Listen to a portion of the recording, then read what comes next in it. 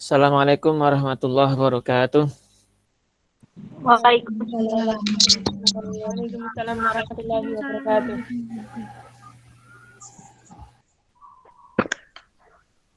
Alhamdulillah, wassalatu wassalamu ala asyrafil anbiya'il mursalin wa ala alihi washabihi ajmain wa la haula wa la quwata illa billahil aliyyil azim. Allahumma shalli ala sayyidina Muhammad wa ala ali sayyidina Muhammad amma ba'd. Alhamdulillah pada kesempatan kali ini kita bisa berkumpul kembali dalam rangka belajar bersama ya.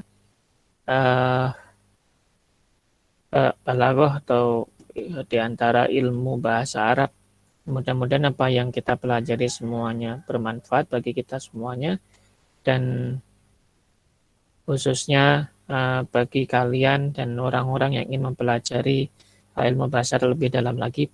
Sebelum kita mulai, marilah kita awali dengan membaca Ummul Furqan Al-Fatihah.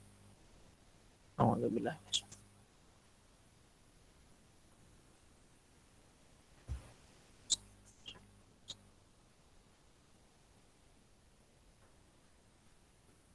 Amin amin ya rabbal alamin. Baik, langsung saya perkenankan saya akan mencoba untuk melanjutkan kembali pelajaran kita yang kemarin tentang ilmu balaghah ya.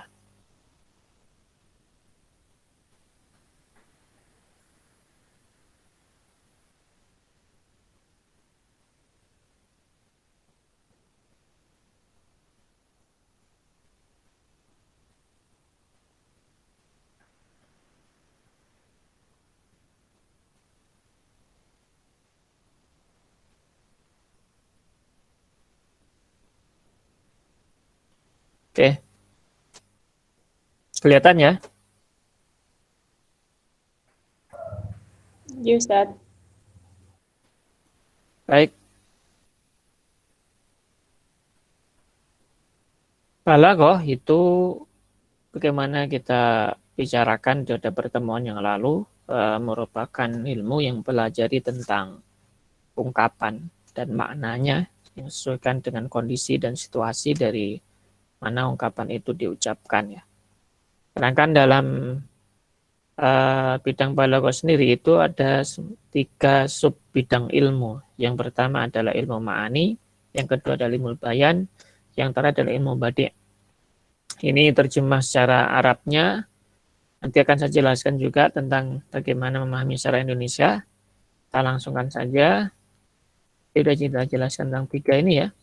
Yang jelas ilmu ma'ani itu yaitu ilmu yang mempelajari tentang bagaimana ungkapan itu sesuai dengan situasi dan kondisi di mana ungkapan itu diucapkan. Atau dengan kata lain, bagaimana suatu ilmu atau suatu ungkapan itu dipahami maknanya ya, sesuai dengan situasi dan kondisi di mana ungkapan itu diucapkan. Sedangkan ilmu bayan, bagaimana dengan ilmu ini kita bisa memahami suatu ungkapan yang semrawut maknanya atau ambigu maknanya sehingga lebih jelas maknanya. Hanya disebut bayan ya, penjelasan. Sedangkan badi itu pelajari bagaimana ungkapan itu bisa indah ya pengucapannya, atau bagaimana ketika kita membaca suatu ungkapan atau mengetahui suatu ungkapan atau memahami suatu ungkapan itu kita bisa melihat keindahan dari ungkapan tersebut ya. Itu disebut ilmu badi'. Secara ringkas dalam bahasa Indonesia, kalau kita bicara dari bait yang ada di kitab Jahrul Maknun, itu diucapkan di bait ini ya. Hadza wa inna durural bayani wa wurural badi'i wal ma'ani. Demikian inilah sesungguhnya unten mutiara, bak mutu manikam ilmu bayan, dan putih gemulangnya ilmu badi' dan ma'ani itu. Nah, itu di dalam Jahrul Maknun disebutkan bait ini ya.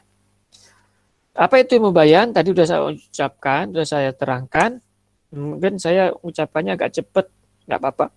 Nanti kalian bisa lihat lagi keterangan saya di record ya, di recordingnya. Nanti akan saya share recording dari pertemuan kita.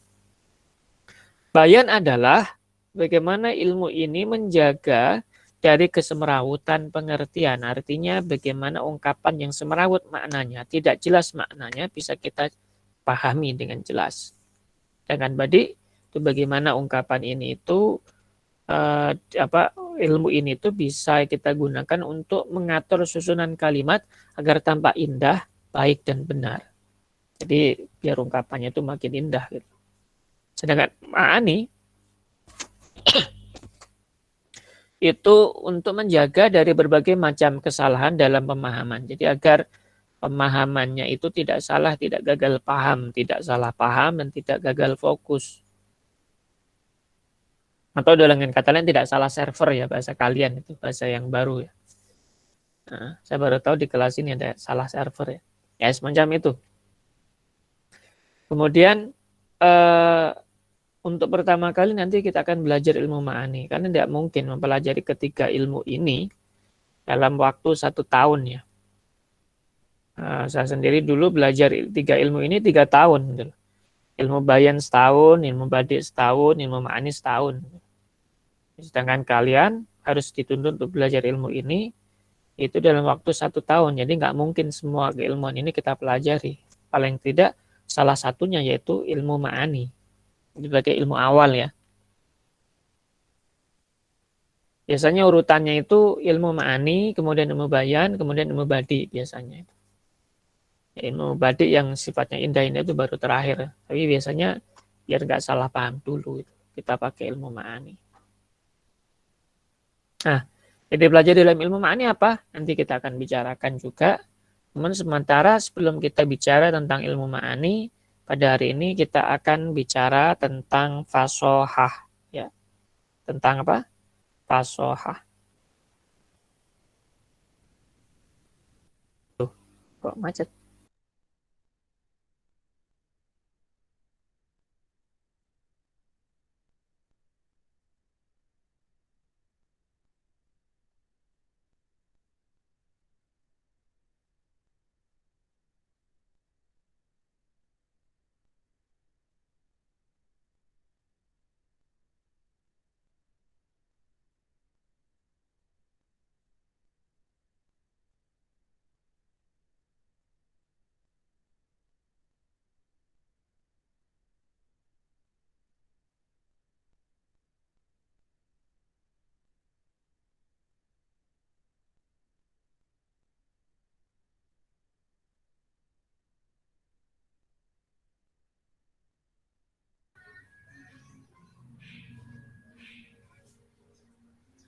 Assalamualaikum.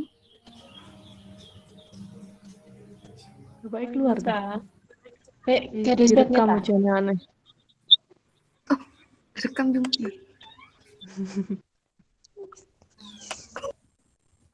Macet. Wifi. Kak Mitra tidak.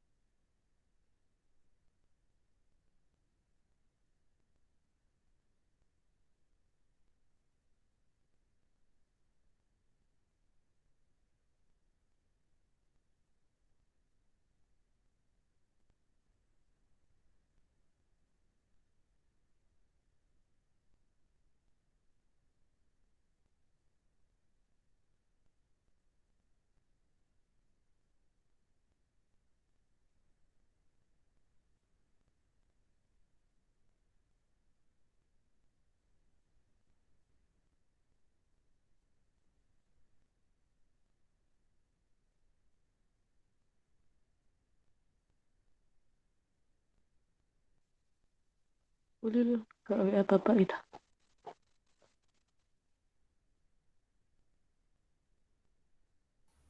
Iki sih direkam gak sih? Iya. Rifko TikTok kan? Iya. WA Ustaz Lil. BE sate. Piye? Piye? Iki macet rek.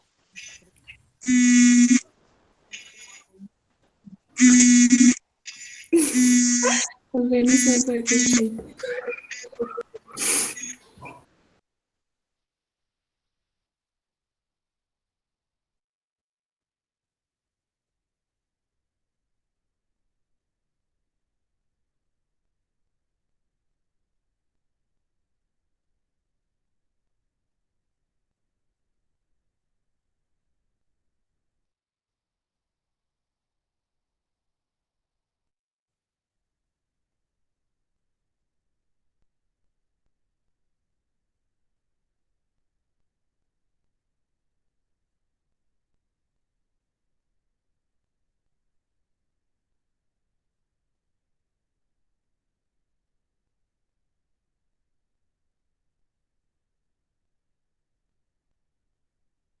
Mohon maaf, ada gangguan.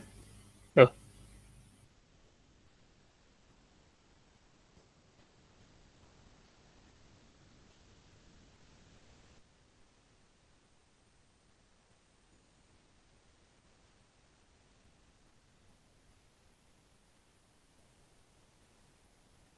ya mohon maaf, ada gangguan. Tadi error apa laptopnya. Baik, saya lanjutkan lagi ya. Yang keterangan dari apa yang sampaikan tadi. Suara saya bisa didengar ya? Pengen ngecek ulang. Bisa Ustaz. Bisa nggak? Oke. Baik, saya share.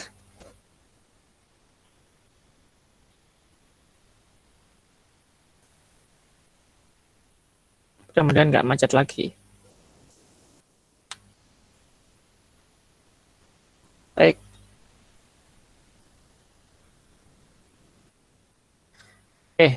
Jadi ketiga keilmuan ini yang kita pelajari tidak semuanya, mungkin hanya satu saja, yaitu ilmu ma'ani.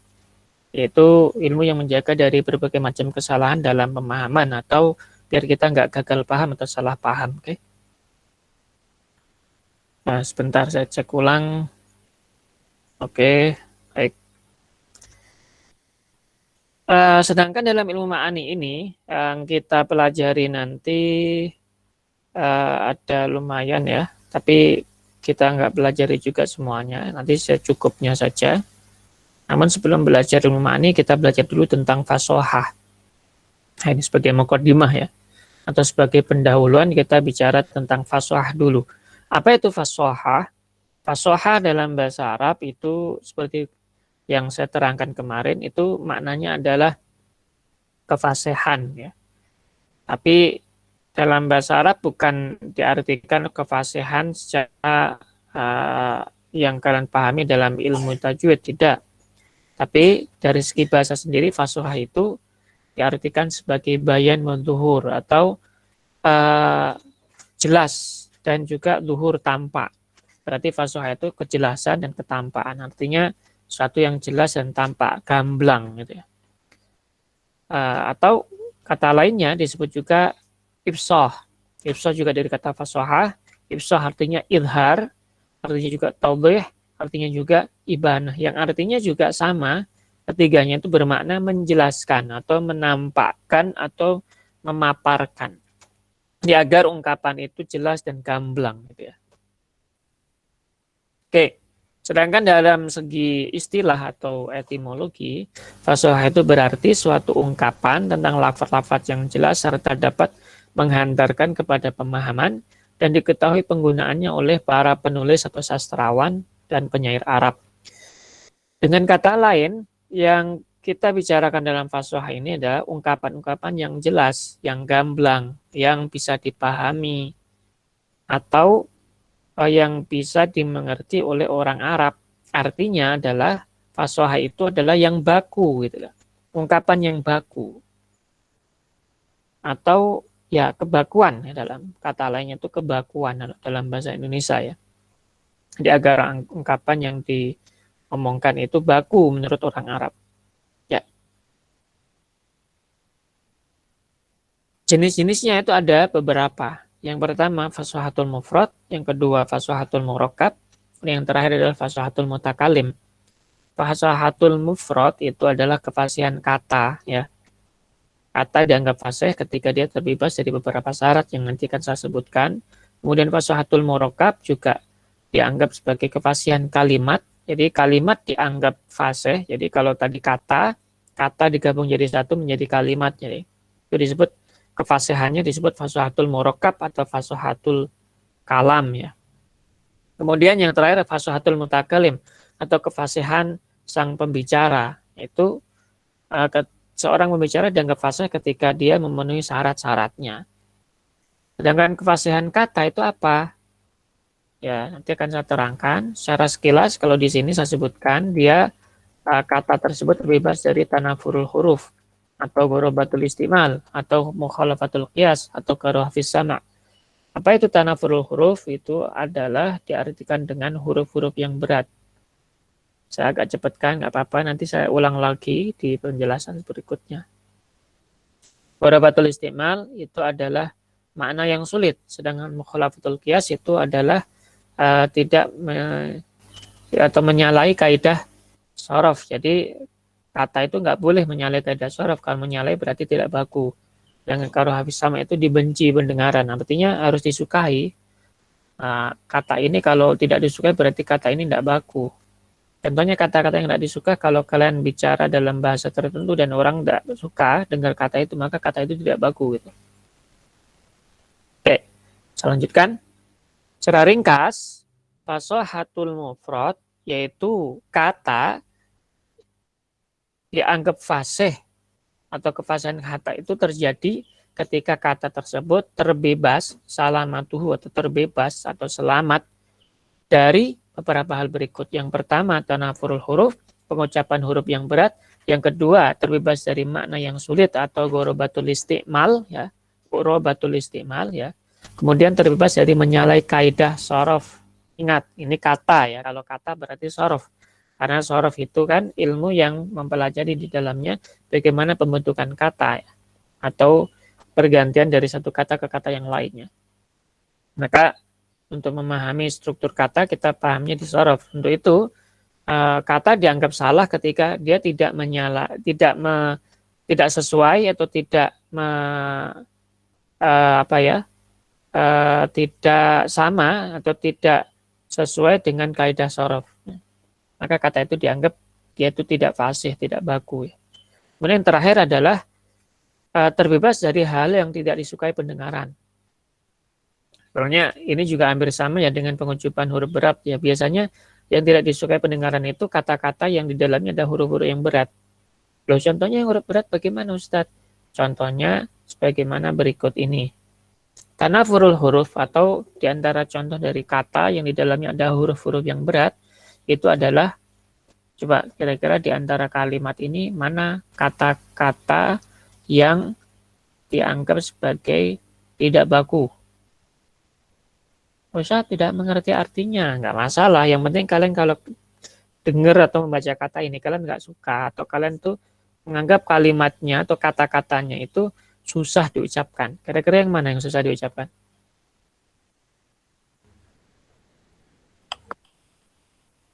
Ya. Bagaimana Naila? Rifqah Alia?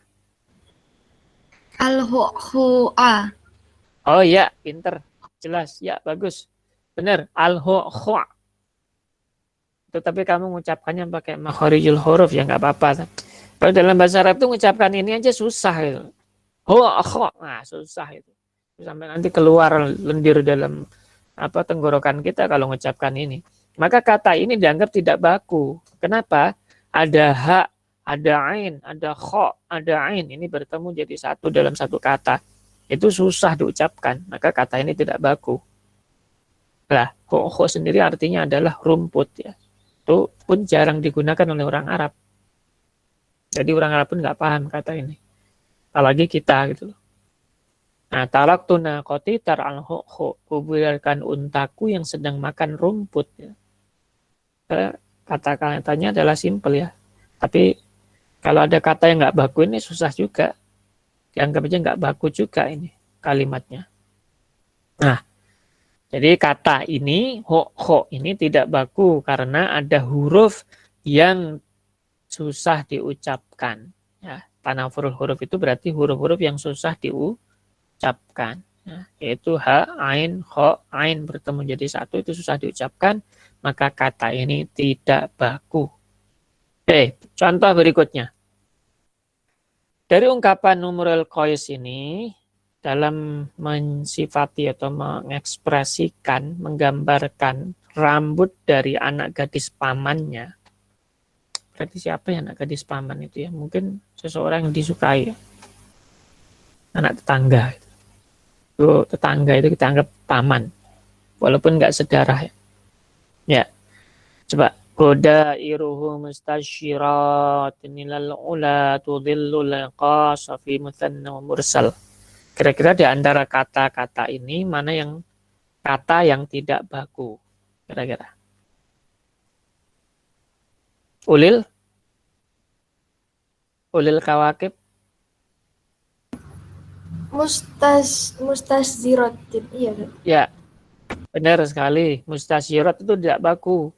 Kenapa tidak baku? Nuhabanin. Kenapa tidak baku? Nuhabanin. Ya Ustaz, Apa? Kenapa tidak baku? karena berdekatan makhrajnya. Benar sekali. Karena berdekatan makhrajnya. Ya. Jadi mustasyirat ini tidak baku karena berdekatan makhrajnya. Sin, ta, shin, za, ro. Itu nggak baku. Susah itu diucapkan. Orang Arab sendiri kesulitan loh ngucapin ini. Ya, adalah artinya itu seperti ini. Godairu pucuk jalinan rambut putri paman itu mustasyiratin mencuat ilal ula ke atas tudillul iqasa hingga menutupi rambutnya fi musanna wa mursal yang andan-andan. Musanna itu dikepang jadi dua. Jadi satunya ada yang dikepang, yang satunya itu terurai. Jadi indah gitu loh. Tapi ungkapan ini dianggap nggak baku. Kenapa? Ada satu kata yang itu tidak baku, yaitu kata mustazirat. Kenapa tidak baku? Karena kata ini mengandung huruf-huruf yang susah diucapkan. Oke. Ada pertanyaan? Tidak? Kita lanjutkan ya. Kemudian contoh berikutnya yaitu dari ungkapan yang dia itu dianggap tidak bisa dimengerti atau susah dimengerti. Kenapa susah dimengerti? Karena ungkapannya itu digunakan itu dengan makna yang ambigu. Ada dua arti di sini. Kira-kira yang mana ya? Nah, saya nggak akan tanya kalian karena mungkin agak susah memahami syair ini. Ini sastra masalah agak susah kalau jarang membaca bahasa Arab ya. Oke. Wa muqlatan wa hajiban muzajjaja wa fahiman mursinan musarroja. Muqlatan itu biji matanya, bola matanya itu begitu indah. Wa hajiban dan alis matanya ini muzajjaja itu mengandan-andan. Berarti bentuknya indah sekali. Enggak usah dilukis pakai lukisan. Alis mata tetap indah. Wa fahiman rambutnya hitam pekat. Wa mursinan musarroja. Dan juga hidungnya itu hidungnya itu bagaimana? Musarroja. Musarroja ini apa artinya? Ini musarroja ini. Di situ ada dua arti. Yang pertama, musarroja adalah artinya adalah dari kata sirot. Sirot itu lampu. Lampu itu bagaimana? Mengkilap. Berarti hidungnya mengkilap. Masa mengkilap? Ternyata artinya ada dua. Yang satu adalah musarroja itu artinya seperti pedangnya Suraj. Surat itu ahli pedang yang ketika dia bikin pedang itu melengkung gitu loh. Hidungnya itu melengkung. Berarti orang Arab kan hidungnya kalau melengkung nggak bagus, mancung gitu. Artinya mancung ya. Jadi dua arti ini yang mana yang dimaksudkan oleh seorang penyair ini? Mancung atau yang mengkilap? Mengkilap seperti lampu itu, bersinar. Cuis, cuis, cuis. Kalau orang lihat tuh langsung dia tuh kaget gitu loh, saking bersinarnya ini hidungnya. Mungkin tanpa komedo ya. Atau perawatannya gimana kalau tanpa komedo ya. Seperti itu. Artinya ada dua, ini aneh. Artinya nggak jelas, ini nggak baku. Kenapa nggak baku? Karena artinya tidak jelas. Ada dua arti tadi. Makanya ketika kalian mendapatkan ungkapan dari seseorang dengan ungkapan yang ambigu, ungkapan itu dianggap tidak baku. Contohnya yang ambigu bagaimana? Contohnya begini.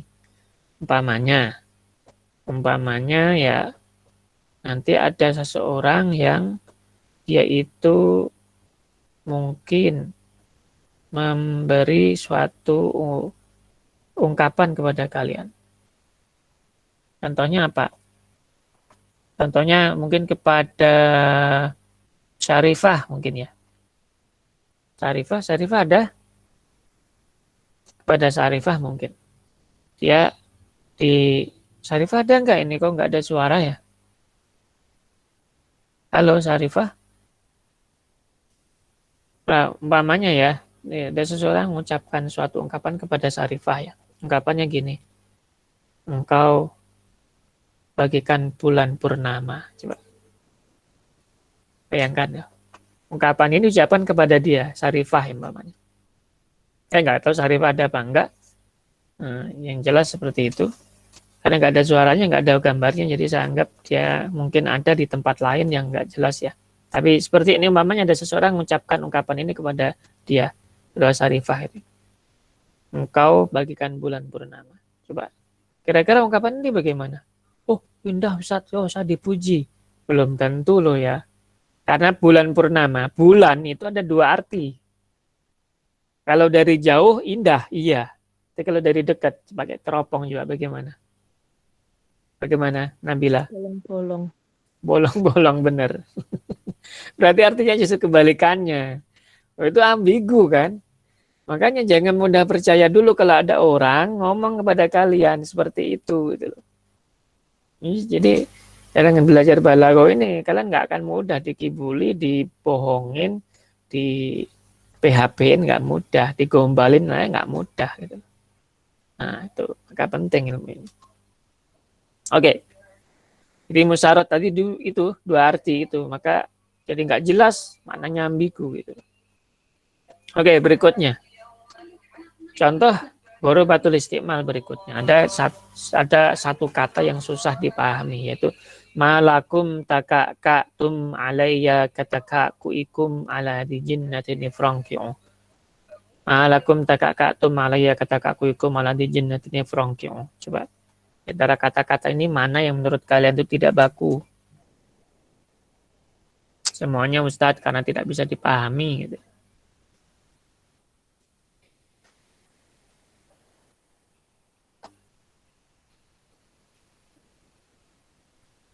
Ya. Gimana kira-kira?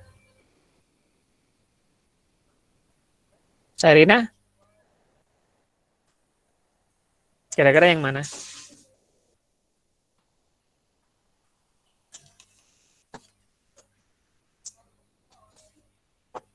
Mana? Sarina? Tuti Alawiyah?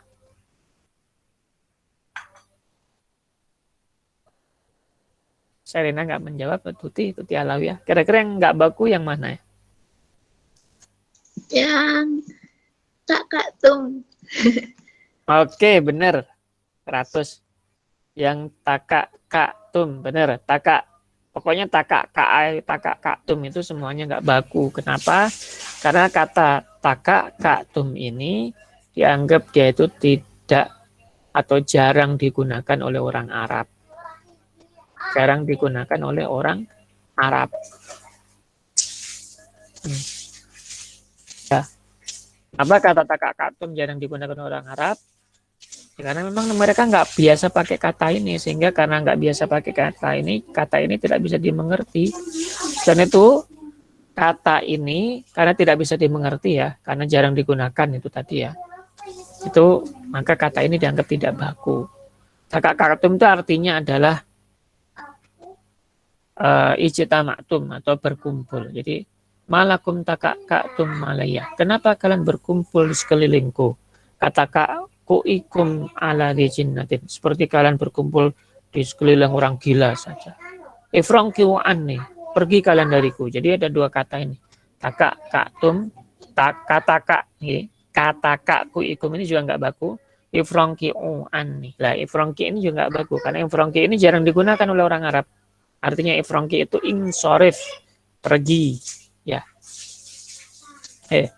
Itu tadi takakatum nggak baku karena jarang digunakan oleh orang Arab, makanya tidak bisa dimengerti.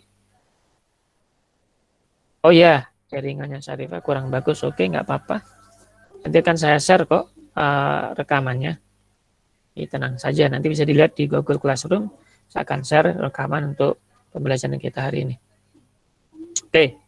Jadi kata takakatum ini tidak baku karena jarang digunakan oleh orang Arab, makanya orang Arab nggak mengerti. Seperti halnya juga dalam bahasa Indonesia, kalian pernah dengar kata ini, bila mana engkau datang? Coba, bila mana engkau datang artinya apa coba? Marelda. Marelda. Mana Marelda?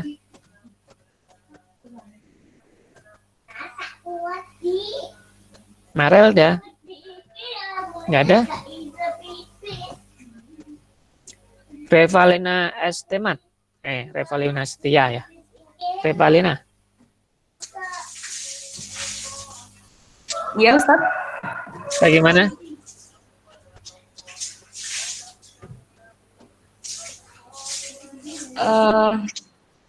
Bila mana engkau datang artinya apa?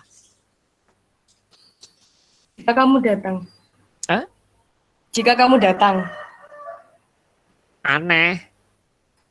Berarti kamu memang orang zaman sekarang gitu loh. Bila mana itu artinya kapan. Tapi itu digunakan zaman dahulu. Nah, ya nggak apa-apa. Kamu zaman sekarang, zaman now ya nggak apa-apa, nggak paham itu zaman dulu. Jadi artinya kapan kamu datang. Tapi orang dulu ngucapnya gini, bila mana kamu datang? Bila Surya telah datang. Loh itu kan jadi puisi orang dulu. Nah, jadi bila mana itu kapan artinya. Itu juga jarang digunakan sekarang. Maka kata bila mana jadi tidak baku. Karena jarang digunakan. Ada yang bisa menyebutkan contoh lain yang jarang digunakan sehingga kata itu tidak baku? Coba kata-kata sekarang yang digunakan orang yang membuat orangnya itu nggak paham gitu. Ada nggak? Contohnya apa ya? Saya pribadi sampai sekarang itu masih belum paham dengan istilah apa ya. Coba istilah apa ya?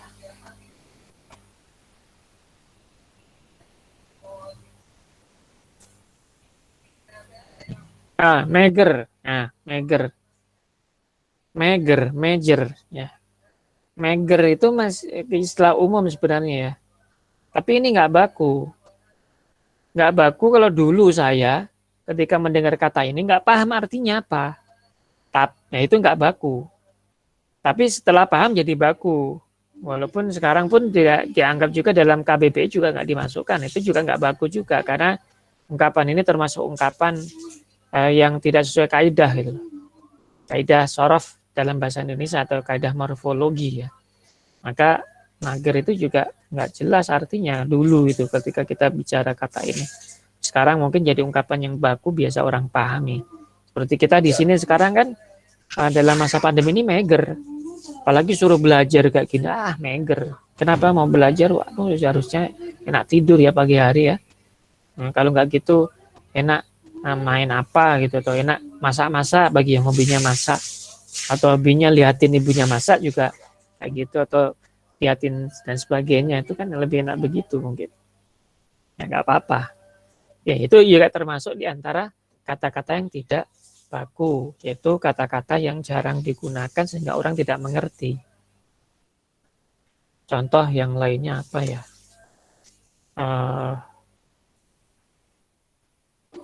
Ya banyak sih beberapa kata yang dulu digunakan orang yang sekarang jarang digunakan. Namun diantaranya tadi yang saya sebutkan. Mungkin ada yang bisa menyebutkan? Ya, Terbelenggu itu, Ustaz. terbelenggu, terpasung gitu ya. Iya. Iya. Kalau pasung kan mungkin masih paham kalian ya. Terbelenggu. Bagaimana terbelenggu itu? Aku terpasung dalam hatimu. Loh, kan aneh juga loh. Terpasung itu terpaksa ya untuk bisa menerima sesuatu ya. Berarti juga nggak dimengerti juga itu loh. Jadi nggak usah percaya kalau ada orang ngomong aku terpasung dalam hatimu atau hatimu terpasung atau namamu terpasung dalam hatiku. Ah itu jelas gombal itu. Artinya terpaksa ditanamkan di dalam hati. Berarti artinya dia terpaksa mencintai. Nggak jelas itu. Ya nggak usah dipercaya kalau gitu. Nah itu contohnya juga seperti itu. Kata terpasung. Jadi nggak dimengerti karena kata ini diucapkan atau digunakan dalam situasi yang tidak tepat gitu. Oke. Berikutnya waktunya udah habis. Nah, tapi ini nggak apa-apa yang terakhir. Ya sebelum terakhir ya nggak apa-apa ya. Alhamdulillahil aliyil ajalli. Ini bukan ajali ya. Ajlali al-wahidil fardil qadimil awwali.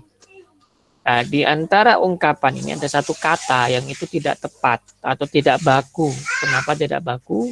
Karena kata ini tidak sesuai dengan kaidah shorof. Yang mana kira-kira ya? Tim bahasa mana ya? Saya pernah lihat tadi ada tim bahasa ya. Ada sekarang tim bahasa ini yang kelas 11, kelas 12, sorry. Ada, Ustaz. Siapa? Ulil ya? Ayo, Ulil. Siapa? Revalena. Siapa? Saya belum hafal tim Bukan, bahasa. saya bukan anak bahasa. Oke. Siapa? Ulil. Ulil. Iya, Ustaz. Yang mana kira-kira Ulil? Ajlal, Ustaz. Bagus. Ajlal itu tidak baku. Kenapa? Karena tidak sesuai dengan kaidah shorof. Coba, ajlal masa ada? Ajlal itu harusnya kan ada lam double itu. Harusnya lam double ini dilesapkan jadi satu. Jadinya pakai tasdid. Jadinya al-ajal, mestinya begitu. Jadi kata ini tidak baku. Kenapa? Karena tidak sesuai dengan kaidah shorof. Lam double itu tidak dilesapkan, tidak pakai tasdid. Mestinya kan dilesapkan saja karena ada lam ya, atau huruf yang sama gitu. Maka tidak baku. Karena tidak baku ya jadi tidak karena tidak sesuai dengan kaidah shorof ya jadi dianggap tidak baku ya, tadi. Ya. Itu al-ajal mestinya ya, yang benar itu al-ajal. Oke. Itu saja, saya rasa cukup karena waktunya sudah habis. Nanti bisa dilihat di buku yang sudah saya bagikan di grup Google Classroom ya. Itu ada di situ, kalian bisa lihat di situ. Dan juga tugasnya nanti bisa dikerjakan. Kalau memang waktunya nggak cukup nanti saya akan tambah, namun diusahakan dikerjakan dulu pakai Word ya yang sudah saya berikan lewat tugas itu tadi. Di tugas itu kalian download itu Word itu jadinya itu nanti. Jadi tinggal dikumpulkan pakai attachment, nanti akan saya terima apa yang kalian sudah kumpulkan nanti. Sampai halaman 11 saja. Oke. Nanti penjelasan ini akan saya share ulang rekamannya nanti di Google Classroom, bisa dilihat lagi nanti di mungkin di sesi berikutnya ya. Itu saja. Ada pertanyaan terakhir, waktu kita udah habis, ini udah kelewat 5 menit ya. Ada pertanyaan?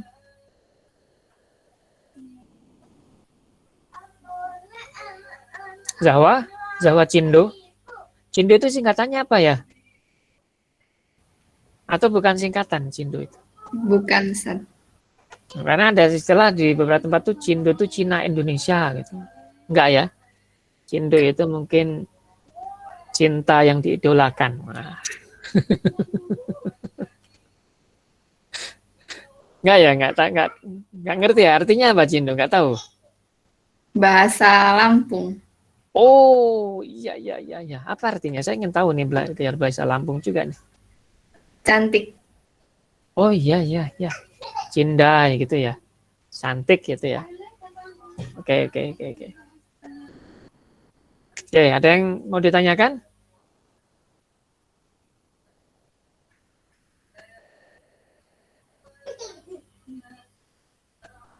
Embun, butiran embun. Yang namanya artinya butiran embun. Siapa? Khotrun nada.